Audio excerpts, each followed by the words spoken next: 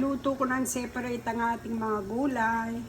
Luluto tayo ng beef kare-kare, avocado oil, bawang. Luto ng ating bawang. Sunod ng ating sibuyas. Sigisang maigi po yung mga yan. Sunod na isang karne. Is beef cubes, peanut butter, lagay na natin. Kailangan gisang maigi ang mga ito para at least malasa po ang butter sa meat po para maglangsa po siya.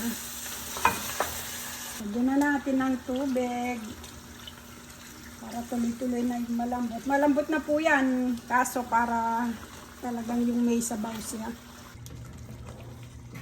Ito lang maigi para at least malasang natin kare-kare. Lagay na natin ang ating mga gulay. Malambot na po ito kasi separate po siya ng iluto. Kare-kare.